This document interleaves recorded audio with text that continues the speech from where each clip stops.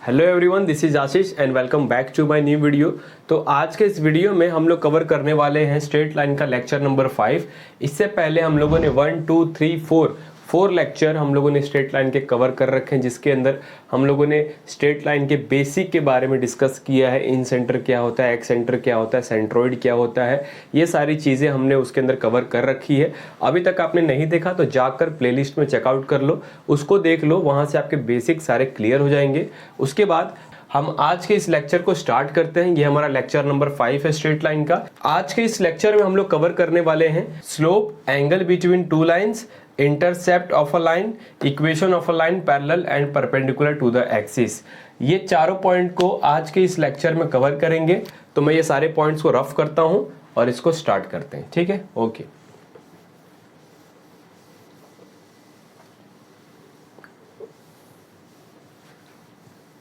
सबसे पहला पॉइंट है आज का स्लोप। स्लोप क्या होता है? सपोज मान लो ये हमारे पास y एक्सिस हो गया और ये हमारे पास x एक्सिस हो गया। ये y एक्सिस हो गया, ये x एक्सिस हो गया, ठीक है। सपोज इसके ऊपर ये ब्लू कलर का लाइन है, ये एक लाइन है, ठीक है। तो स्लोप क्या कहता है कि x एक्सिस से एंटी क्लॉकवाइज जो एंगल होगा लाइन तक, ये लाइन जो आप देख रहे हो, x एक्सिस से एंटी क्लॉकवाइज जितना भी एंगल होगा उसका ट्रिग्नोमेट्रिक रिलेशन मतलब tan थीटा, अगर थीटा एंगल है तो tan थीटा क्या होगा, हमारा स्लोप होगा। फॉर एग्जांपल देखो, ये हमारा x एक्सिस हो गया, यहां से कुछ इस तरीके से एंगल ये लाइन ने x एक्सिस से सब्सटेंड किया है, इसको हमने थीटा नाम दे दिया, ठीक है। तो अगर ये थीटा एंगल x एक्सिस से सब्सटेंड किया ये लाइन, तो tan थीटा क्या होगा, हमारा स्लोप होगा, ठीक है। और इसी को हम लोग ग्रेडियंट भी बोलते हैं। क्या बोलते हैं? ग्रेडियंट। मतलब ये x एक्सिस से कितना ऊपर उठा हुआ है या फिर x एक्सिस से ये कितना नीचे घुमा हुआ है, मतलब इसका एंगल क्या है x एक्सिस से, उसको हम लोग ग्रेडियंट भी बोलते हैं और स्लोप भी बोलते हैं। तो सबसे पहले स्लोप का हम लोग फॉर्मूला लिखते हैं। स्लोप इज इक्वल्स टू, क्या लिख सकता हूँ, tan थीटा। अगर थीटा हमारा एंगल है x एक्सिस से एंटी क्लॉकवाइज, तो tan थीटा क्या होगा, हमारा स्लोप होगा। इसी स्लोप को हम लोग स्मॉल m से डिनोट करेंगे। स्मॉल m का मतलब क्या होता है, इस लाइन का स्लोप क्या है, m है, स्मॉल m है, इसको हम लोग tan थीटा से निकाल सकते हैं, ठीक है। अब देखो, अब एक और चीज देखो, यहाँ पे सपोज मान लो कि यहाँ पे एक कोऑर्डिनेट है और एक कोऑर्डिनेट यहाँ पे है। इसके कोऑर्डिनेट है x2, y2, इसके कोऑर्डिनेट है x1, y1, ओके। और कुछ इस तरीके से हमने ट्रायंगल बना दिया है, ये भी थीटा होगा अंदर, ठीक है। तो अगर दो कोऑर्डिनेट गिवन है तो आप स्लोप कैसे निकालोगे? अगर आपके पास कोऑर्डिनेट गिवन है तो स्लोप क्या हो जाएगा, देखो, स्लोप इज इक्वल्स टू क्या होगा, ऊपर में होता है राइज अपॉन रन। अब देखो, राइज अपॉन रन क्या होता है? राइज का मतलब उठना। y एक्सिस में अगर मैं इस पॉइंट से देखता हूं तो y एक्सिस इतना उठा हुआ है, और रन का मतलब होता है x एक्सिस कितना भागा, मतलब इस पॉइंट से लेके इस पॉइंट तक का डिस्टेंस क्या होगा, रन होगा। राइज का मतलब उठना और रन का मतलब भागना। भागना मतलब x एक्सिस पे पॉइंट भाग रहा है, और राइज का मतलब उठना, y एक्सिस में कितना उठाव आया है, ठीक है। तो इसी को हम लोगों ने पहले पढ़ा था, वो क्या था, y2 minus y1 upon x2 minus x1। ये चीज हमने ऑलरेडी कवर कर रखी है, पहले ही पढ़ा था कि अगर आपके पास दो कोऑर्डिनेट होते हैं और आपको स्लोप निकालना है तो कुछ इस तरीके से आप निकालोगे, y2 minus y1 upon x2 minus x1, ठीक है। आपको यहां तक समझ में आ गया कि स्लोप क्या है?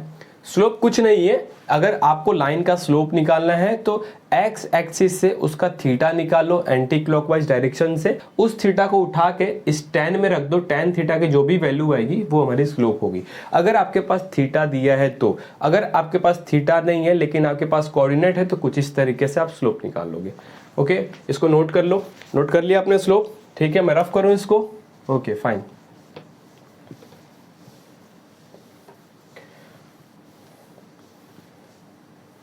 ठीक है, अब यहां देखो, अगर आपका एक्सिस पे लाइन x एक्सिस से पैरेलल है, मतलब लाइन आपका अब x एक्सिस से पैरेलल है, ये ब्लू कलर वाला लाइन है, ये x एक्सिस से क्या है, पैरेलल है। अगर ऐसा हुआ तो इस लाइन का स्लोप क्या होगा, सबसे पहले हम क्या करेंगे, हम एक्स एक्सिस से इसका एंगल निकालेंगे। अब ये लाइन एक्स एक्सिस से पैरेलल है, सपोज मान लो ये हमारा ब्लैक वाला मार्कर एक्स एक्सिस है, ठीक है, और ये हमारा ब्लू कलर वाला लाइन है। अगर ये एक्स एक्सिस से पैरेलल होगा तो इन दोनों के बीच थीटा जीरो हो गया क्या, देखो थीटा जीरो हो गया, इन दोनों के बीच एंगल है ही नहीं, थीटा जीरो हो गया। इसका मतलब अगर थीटा यहाँ पे हमारा जीरो हो गया तो टेन थीटा क्या हो जाएगा, टेन जीरो इज जीरो, मतलब स्लोप क्या हो गया, स्लोप हमारा आ गया जीरो। तो अगर हमारा लाइन एक्स एक्सिस से पैरेलल है तो उसका स्लोप क्या हो जाएगा, जीरो हो जाएगा, क्योंकि थीटा हमारा क्या है, 0 डिग्री है। तो 0 डिग्री जैसे ही आप इसके अंदर रखोगे टेन थीटा के अंदर तो आंसर क्या आ जाएगा, जीरो आ जाएगा, क्योंकि टेन 0 डिग्री इज जीरो, इसीलिए स्लोप क्या आ गया, जीरो आ गया। ओके, ये हमारा फर्स्ट केस था। सेकंड केस में देखो, अगर आपके पास कोई भी लाइन y एक्सिस से पैरेलल है, y एक्सिस से पैरेलल है तो इसका स्लोप क्या होगा, देखो यहाँ पे ये हमारा लाइन हो गया, ये y एक्सिस से पैरेलल हो गया, तो इसका स्लोप क्या होगा, सबसे पहले हम क्या करेंगे, हम थीटा निकालेंगे। थीटा निकालोगे मतलब x एक्सिस से एंटी क्लॉकवाइज इस लाइन तक, तो 90 डिग्री आता है, क्या आता है, 90 डिग्री आता है। तो थीटा क्या आ गया हमारा, 90 डिग्री आ गया। तो tan 90 क्या हो जाएगा, tan 90 तो स्लोप देगा, tan 90 क्या हो जाएगा, tan 90 इन्फिनाइट होता है, तो हमारे पास स्लोप क्या आ गया, इस लाइन का स्लोप आ गया इन्फिनाइट। तो अगर y एक्सिस से कोई भी लाइन पैरेलल होता है तो उसका स्लोप क्या होगा, इन्फिनाइट होगा। तो हम लोगों ने x एक्सिस से पैरेलल वाली लाइन का भी स्लोप निकाल दिया, y एक्सिस से पैरेलल वाली लाइन का भी स्लोप निकाल दिया। ओके, आप नोट कर लो इसको, ये सारे कंडीशन है। एक कंडीशन और है, उसको भी डिस्कस कर लेते हैं, इसको मैं रफ कर देता हूं।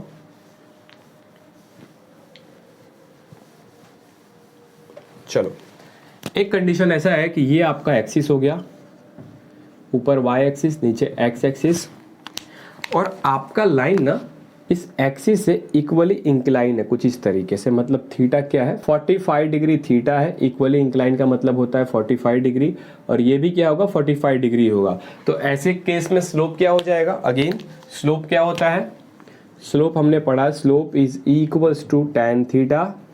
थीटा हमारा आ गया 45 डिग्री, इसका मतलब tan 45 degree is what, is 1। तो ऐसे केस में क्या हो जाएगा, 1 हो जाएगा। अब एक और चीज देखो, अगर मैं इस x एक्सिस से क्लॉकवाइज डायरेक्शन में लूंगा तो हमारा स्लोप नेगेटिव हो जाएगा। देखो कैसे, सपोज मान लो कि अब मैं ये वाला थीटा निकालूंगा ऐसे, ये थीटा कितना होगा, 135 डिग्री, 135 डिग्री, मतलब आपको tan 135 निकालना है, तो tan 135 क्या होता है, -1 आता है। तो जस्ट देखो स्लोप इसका नेगेटिव हो गया। अगर हम एंटी क्लॉकवाइज ले रहे हैं तो पॉजिटिव आ रहा है, अगर क्लॉकवाइज ले रहे हैं तो नेगेटिव आ रहा है। तो स्लोप के अंदर कुछ इस तरीके से रिलेशन होता है, ठीक है। ओके, आप नोट कर लो ये सारी चीजें, फिर आगे बढ़ते हैं।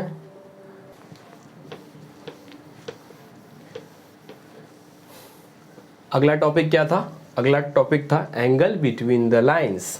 दो लाइन के बीच में एंगल बाबा कितना होता है, इसको अपुन बताएगा ना अभी थोड़ी देर में, काहे को टेंशन लेते हो, ठीक है।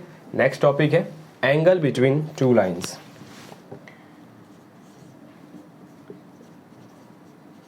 एंगल बिटवीन लाइंस, दो लाइन के बीच में एंगल कितना होता है, ठीक है। सपोज मान लो ये हमारा एक्सिस हो गया, ये हमारा एक्स एक्सिस हो गया, और ये हमारा वाई एक्सिस हो गया, गॉट इट। अब हम यहाँ पे दो लाइन बनाएंगे, एक ये लाइन हो गया और एक ये लाइन हो गया, ये हमारे दो अलग अलग लाइन है। ओके, मान लो कि ये जो पहला वाला लाइन है इसका इस एक्स एक्सिस के साथ θ1 है और इसका एंगल एक्स एक्सिस के साथ θ2 है। ऊपर में एंगल थीटा है, यही हमें निकालना है। दो लाइन के बीच का एंगल मतलब क्या समझते हो, ये एक लाइन है और ये एक लाइन है, इन दोनों के बीच का एंगल क्या है, यही है। देखो इन दोनों के बीच का एंगल या तो ये है या तो साइड वाला है, क्योंकि यहाँ पे देखो यहाँ पे 4 एंगल है लेकिन दो एंगल सिर्फ डिफरेंट है, बाकी दो सेम है। मतलब एक ये वाला एंगल जो देख रहे हो बीच में जहाँ मेरी फिंगर है, ये एक एंगल है, एक एंगल ये है, तो हमें ये दोनों ही एंगल निकालने। तो सबसे पहले ये दोनों लाइन के बीच वाला यहाँ पे जो एंगल है वो मैं निकाल रहा हूँ, मतलब थीटा हम निकालेंगे, उसके बाद इसके साइड वाला ये वाला एंगल निकालेंगे, ठीक है। तो ये हमारे पास लाइन हो गया θ1 θ2, इसका एंगल हो गया एक्स एक्सिस के साथ। तो सबसे पहले अगर मैं लाइन 1 का स्लोप निकालता हूं उसको मैं m1 बोलता हूं। ये लाइन 1 का स्लोप है m1। इसको अगर मुझे लिखना होगा तो क्या मैं tan थीटा 1 लिख सकता हूं? एज इट इज जब आप इस लाइन का स्लोप लिखोगे तो क्या होगा, m2 is equal to tan theta 2। ठीक है, यहां तक समझ में आ रहा है? मैंने सिंपली स्लोप को tan थीटा के फॉर्म में लिख दिया, जैसे मैंने पहले समझाया था कि स्लोप क्या होता है, tan थीटा होता है। तो लाइन का एंगल अगर थीटा 1 है तो उसका स्लोप क्या हो जाएगा, tan थीटा 1। पहले वाले लाइन का, सेकंड वाले लाइन का एंगल कितना है, थीटा 2 है, तो उसका स्लोप क्या हो जाएगा, tan थीटा 2। उसको मैंने नाम दे दिया m1 और m2। ठीक है, अब यहाँ पे देखो, ये जो आप ट्रायंगल देख रहे हो ना, एक बार इस ट्रायंगल को मैं वापस बनाता हूँ। मान लो ये कोऑर्डिनेट A है, ये B है और ये C है। ठीक है, तो यहाँ पे थोड़ा सा मैं वापस बना के दिखाना चाहता हूँ। सपोज मान लो ये हमारे पास ट्रायंगल आया है, ऊपर वाले का एंगल थीटा है, नीचे वाले का एंगल थीटा 1 है और यहाँ पे बाहर में थीटा 2 है। तो ये वाला एंगल कितना होगा, देखो अच्छे से, ये एक ट्रायंगल है, ऊपर में थीटा है, ये थीटा 1 है, बाहर में थीटा 2 है, तो ये पूरा लाइन 180 होता है, ये पूरा लाइन 180। तो इधर थीटा 2 है तो ये वाला एंगल मतलब 180 माइनस थीटा 2 लिख सकता हूँ। ये वाला एंगल, अंदर वाले ट्रायंगल के अंदर वाला एंगल 180 माइनस थीटा 2 लिख सकता हूँ, क्या बताओ? ठीक है, ओके। अब देखो, अब ट्रायंगल के अंदर जितने भी एंगल होते हैं उन सबका सम 180 के इक्वल होता है। तो देखो यहाँ पे मैं इक्वेशन बनाता हूँ, theta plus theta 1 plus 180 minus theta 2 is equal to 180 degree होता है। तीनों का सम किया मैंने, 180 की इक्वल कर दिया। यहाँ से 180 से 180 कैंसिल हो गया, तो थीटा 2 की वैल्यू क्या आ गई, देखो theta 2 is equal to what, theta plus theta 1। यहाँ से थीटा की वैल्यू निकाल लो, theta is equal to theta 2 minus theta 1। ठीक है, ये हमारे पास फाइनल एक्सप्रेशन आया है थीटा में। ओके, दोनों साइड अगर मेरे थीटा सेम है, theta is equal to theta 2 minus theta 1 same है, तो दोनों साइड मैं tan लगा रहा हूं। मतलब देखो यहाँ पे क्या करेंगे, हम दोनों साइड tan लगा देंगे। tan theta is equal to tan theta 2 minus theta 1। आप नहीं समझे, देखिए मैं समझाने की कोशिश करता हूँ। ये मेरा LHS है, ये मेरा RHS है। अगर LHS का एंगल RHS के एंगल के साथ सेम है तो उनका tan थीटा और tan थीटा 2 माइनस थीटा 1 भी तो सेम होगा। बात को समझ रहे हो आप? तो वही चीज़ मैंने नीचे लिखा है। ठीक है, अब हम इसको सॉल्व करेंगे। ये हमारा ट्रिग्नोमेट्रिक की प्रॉपर्टी है, अपने 10th क्लास में किया होगा ट्रिग्नोमेट्रिक में, या फिर 11th क्लास में किया होगा आप लोगों ने, है ना। यहाँ पे मैं प्रॉपर्टी लगाऊंगा और इसको फर्दर यहाँ पे सॉल्व करते हैं। देखो tan थीटा की वैल्यू क्या आ जाएगी, tan theta is equals to, ऊपर में क्या आ जाएगा, tan theta 2 minus tan theta 1 divide by 1 plus tan theta 1 into tan theta 2, ऐसे लिख सकते हैं। ये हमारी tan थीटा की प्रॉपर्टी है। अगर आपके पास दो एंगल के डिफरेंस है तो इस तरीके से आप खोल सकते हो। ठीक है, इसके बाद फर्दर हम लोग यहाँ पर जो हमने वैल्यू निकाली थी स्लोप के, मतलब tan थीटा 1 की जगह पे m1 रखूंगा, tan थीटा 2 की जगह पे m2 रखूंगा, उसके बाद इसके अंदर पुट करेंगे। ठीक है, तो देखो tan थीटा की वैल्यू क्या आ गई, tan theta is equal to tan theta 2 की जगह पे m2 रख दो और tan थीटा 1 की जगह पे m1, तो m2 minus m1 plus m1 into m2। इस तरीके से हमारा ये एंगल आ गया। अगर आपको एंगल निकालना है दो लाइन के बीच में तो ये फॉर्मूला है m2 minus m1 divide by 1 plus m1 into m2। लेकिन ये जो हमारे पास एक्सप्रेशन आया ये अंदर वाले एंगल के लिए आया, मतलब अगर ये दो लाइन है तो इसके बीच का एंगल जो ये देख रहे हो ना, इसका थीटा की वैल्यू आया है, लेकिन साइड वाला भी तो एक एंगल होगा क्योंकि ये भी तो लाइन एक्सटेंड ही हो रहा है बाहर तक। तो इसके साइड वाला एंगल देखो, ये मैं ये वाला बताने की कोशिश कर रहा हूँ, शायद आप समझो। बाहर वाला एंगल है, एक अंदर वाला है, तो ये वाला तो हमने निकाल दिया थीटा, लेकिन ये भी तो निकालना पड़ेगा। ठीक है, तो चलो उसको भी निकालते हैं। तो ये हमारे पास पहला एक्सप्रेशन आया है इंटरनल एंगल के लिए। अब ये जो बाहर में ये वाला एंगल है ये क्या हो जाएगा बताओ, अगर ये थीटा है और ये पूरा एक स्ट्रेट लाइन है तो ये पाई माइनस थीटा हो जाएगा। तो अगर मैं tan पाई माइनस थीटा निकाल लेता हूं तो वही मेरा बाहर वाला एंगल आ जाएगा, मतलब पाई माइनस थीटा आ जाएगा। तो tan पाई माइनस थीटा होता है माइनस tan थीटा। आपको पता होगा, आपने किया होगा कास्ट रूल, याद है आपको कास्ट रूल? चलो यहाँ बनाता हूँ, CAST। पाई माइनस थीटा मतलब पाई यहाँ तक हो गया, और माइनस थीटा मतलब ये वाले क्वाड्रेंट में tan की वैल्यू नेगेटिव होती है, क्योंकि s है, s का मतलब साइन, और कॉसेक सिर्फ यहाँ पे पॉजिटिव होगा, बाकी सारी वैल्यू नेगेटिव होगी, इसीलिए यहाँ पे माइनस ऑफ tan थीटा है। ठीक है, इसका मतलब हमारा जो भी वैल्यू आया ऊपर, अगर हम बाहर वाले एंगल का निकालेंगे तो उसके लिए सिर्फ और सिर्फ इसका माइनस साइन हो जाएगा। मतलब यहाँ पर जब आप वैल्यू रखोगे तो देखो वैल्यू क्या आ जाएगा, minus m2 minus m1 1 plus m1 into m2, ये हमारे पास इसका वैल्यू आ गया tan पाई माइनस थीटा का। ओके, अब आप देखो इसके अंदर ज़्यादा डिफरेंस नहीं है, यहाँ पे सिर्फ माइनस साइन आया है और यहाँ पे हमारे पास पॉजिटिव साइन आया है, तो इन दोनों को जोड़ देते हैं और एक नेट रिजल्ट देते हैं, नेट एक्सप्रेशन देते हैं, जहाँ से हम आंसर निकाल सकते हैं। ठीक है, ठीक है, तो चलो इसको मैं थोड़ा रफ कर देता हूँ और यहीं पे मैं फाइनल एक्सप्रेशन लिखता हूँ। चलो इन दोनों को ऐड करेंगे और एक फाइनल एक्सप्रेशन लिखेंगे। ऊपर में देखो क्या है, tan थीटा की वैल्यू क्या आ गई, tan theta is equal to, ऊपर में प्लस है नीचे में माइनस है, तो मैं प्लस माइनस लिखता हूँ m2 minus m1 divide by 1 plus m1 into m2।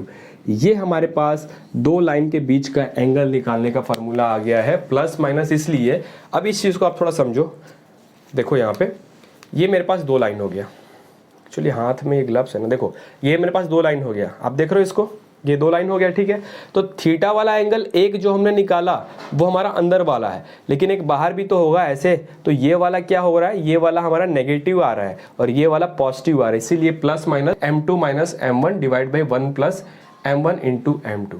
आपको समझ में आ गया डिराइवेशन पूरा, नोट कर लो इसको अच्छे से।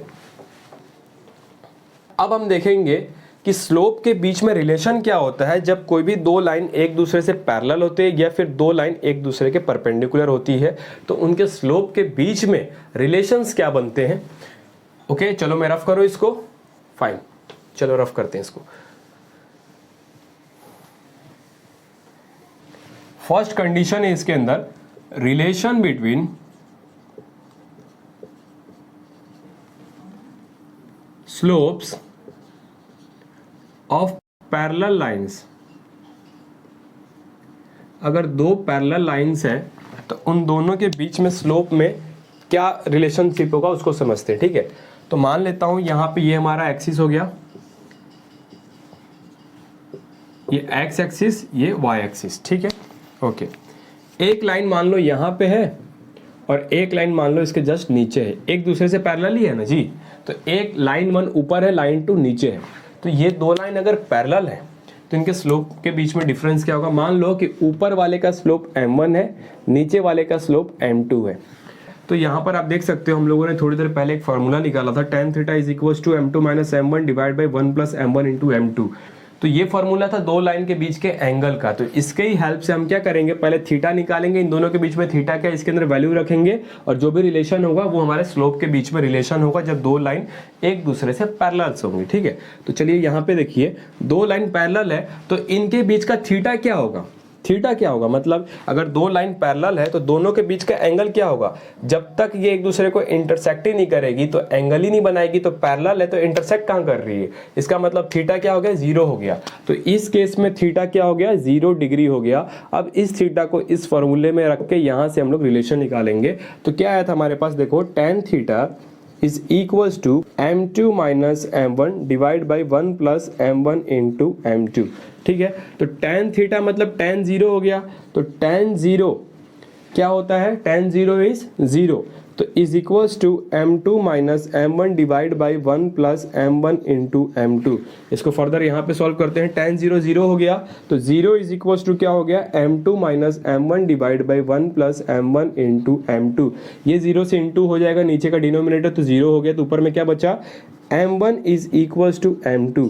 तो जब भी कोई भी दो लाइन पैरेलल होती हैं तो उनका स्लोप सेम होता है, नोट कर लो, बहुत इंपॉर्टेंट है, इसके ऊपर बहुत सारे क्वेश्चंस आएंगे। ठीक है, जब भी दो लाइन पैरेलल होती हैं तो उनका स्लोप सेम होता है, बहुत ही कॉमन सी चीज़ है। जब दो लाइन पैरेलल होंगी तो एक्स एक्सिस से उनका एंगल क्या होगा, सेम ही ना होगा। देखो यहाँ पे क्या होगा, ये तो मैंने ऐसे पैरेलल किया, अगर ऐसे भी पैरेलल होगी तो भी आप देखो कि एक्स एक्सिस से इन दोनों का एंगल तो सेम ही ना है, एक्स एक्सिस से इन दोनों का एंगल सेम ही ना है, तो जब तक एक्स एक्सिस से दोनों का एंगल सेम होगा स्लोप सेम होगा, इसीलिए दो पैरेलल लाइंस का हमेशा स्लोप सेम होता है। m1 is equals to m2। इसको नोट कर लो। उसके बाद हम देखेंगे कि अगर दो लाइन एक दूसरे के परपेंडिकुलर है तो स्लोप के बीच में क्या रिलेशन आता है। नोट कर लिया, रफ कर दूं? Okay.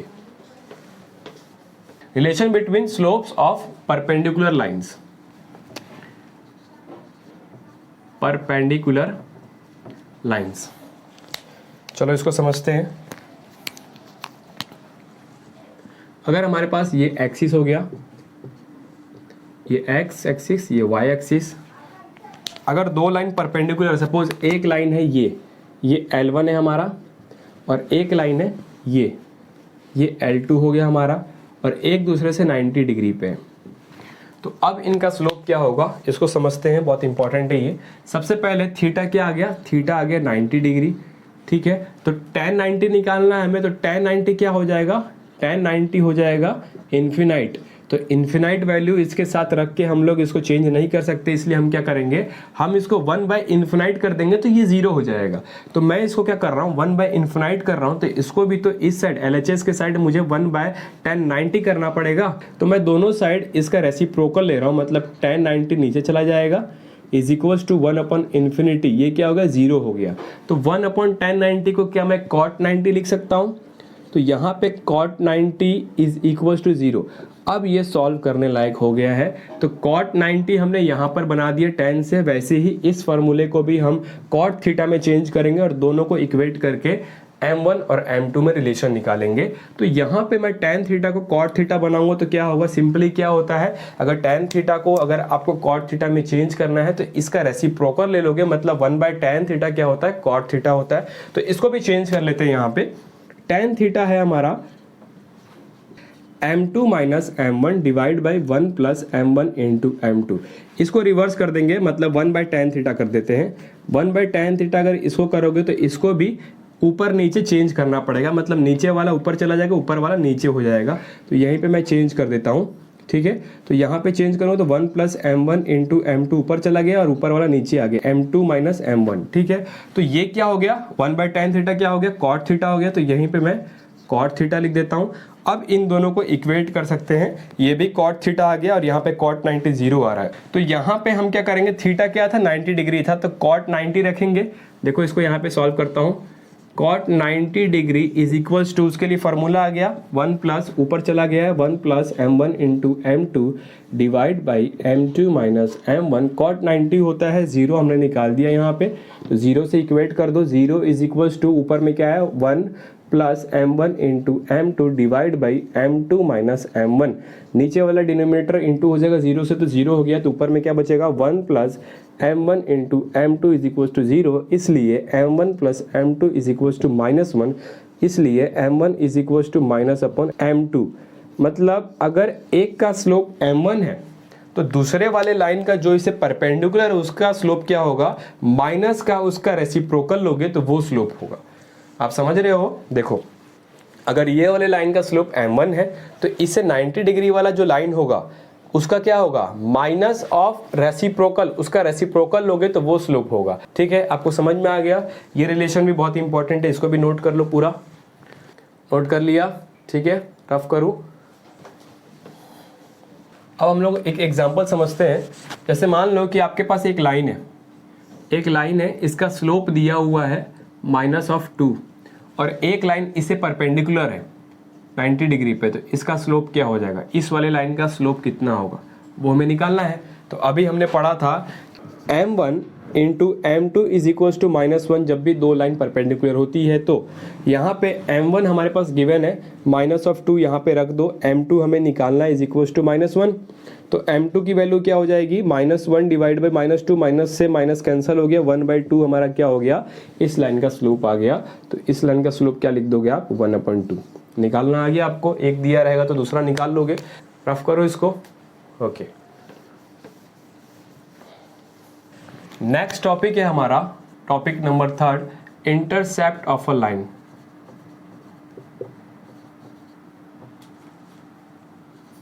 Of a line on the axis. Suppose मान लो ये हमारा एक्सिस हो गया, ये एक्स एक्सिस हो गया और ये वाई एक्सिस हो गया, ठीक है।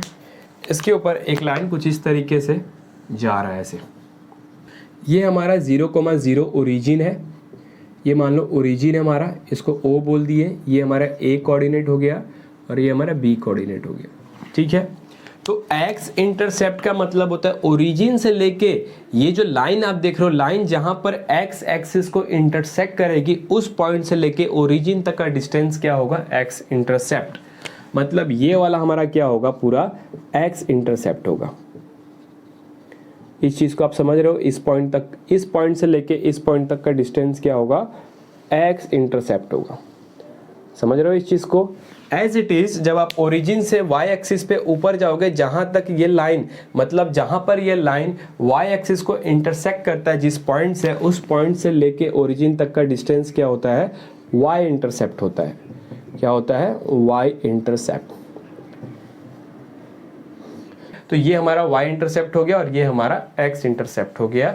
अब इसके अंदर देखो, अगर मान लो कि हमारे पास एक लाइन है जो कि एक्सिस से इक्वली इंक्लाइन है, मतलब ये 45 डिग्री है तो ये भी 45 डिग्री है, तो ऐसे में स्लोप क्या होगा, इक्वली इंक्लाइन है, मतलब ये 45 डिग्री है एक्स एक्सिस के साथ और वहां भी 45 डिग्री है। तो स्लोप के लिए मैंने क्या बताया था कि एक्स एक्सिस से आपको लाइन तक एंटी क्लॉकवाइज एंगल निकालना है। ये 45 डिग्री है तो ये 135 डिग्री। और अब हम लोग क्या करते थे, अब हम लोग tan 135 डिग्री निकालेंगे और यही हमारा क्या होगा, स्लोप होगा, जिसकी वैल्यू -1 आती है। तो m = -1। अगर लाइन आपका इक्वली इंक्लाइन है तो उसका स्लोप क्या होगा, -1 होगा।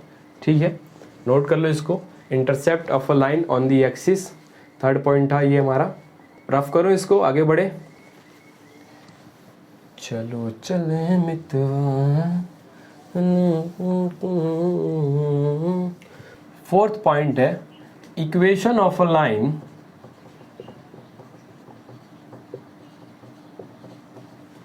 पैरेलल and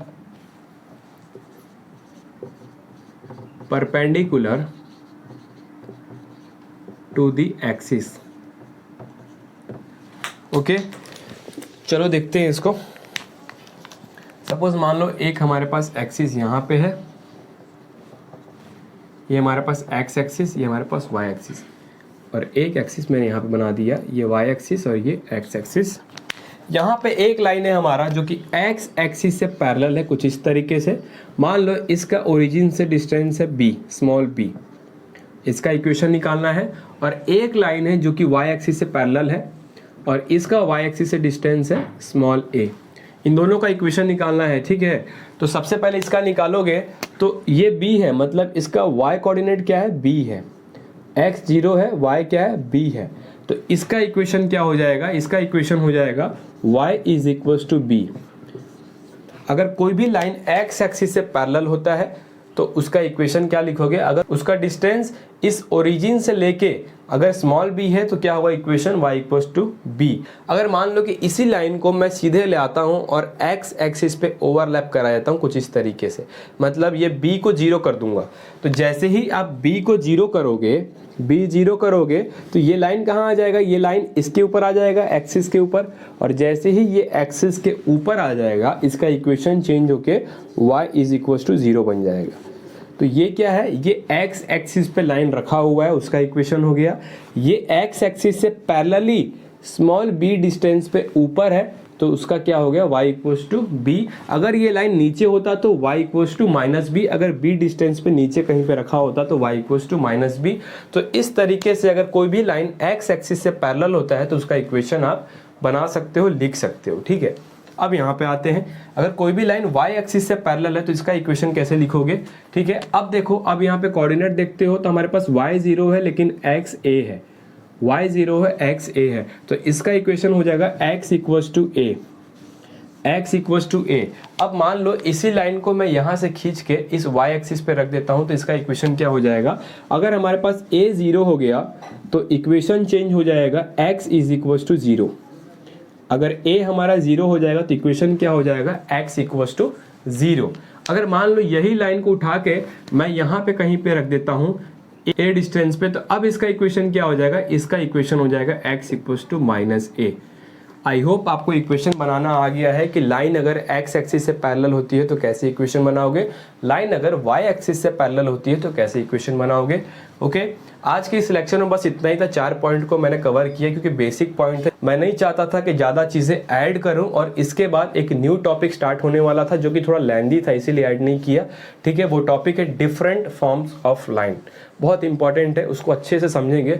फिर उसके बाद हमारी जर्नी स्टार्ट होगी न्यूमेरिकल सॉल्व करने वाली जर्नी, जहाँ से आपकी स्ट्रेट लाइन के सारे कंसेप्ट क्लियर होंगे। ठीक है, तो आज के इस वीडियो में बस इतना ही। अगर आपको थोड़ा सा भी सपोर्ट करना है, मुझे थोड़ा सा भी आपको लगता है कि ये वीडियो आपके लिए इंफॉर्मेटिव है, तो आपका एक ही सपोर्ट चाहिए, इस चैनल को सब्सक्राइब कर लीजिए और बेल आइकन को ऑन कर लीजिए। और ऐसे ही अगर आपके आसपास और भी स्टूडेंट है 11-12 के, तो उनके साथ आप शेयर कर सकते हैं।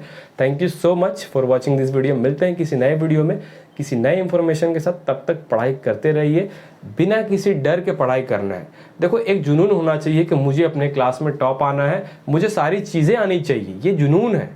आपको दूसरों को तो देखना ही नहीं है। समय है, थोड़े दिन बाद समय निकल जाता है तो बच्चा 11 से 12th में आता है और देखते ही देखते वो बच्चा बहुत बड़ा हो जाता है। तो समय है, अपने समय में अपना बेस्ट करो। ठीक है, मिलते हैं किसी नए वीडियो में। जाओ पढ़ो, बाय।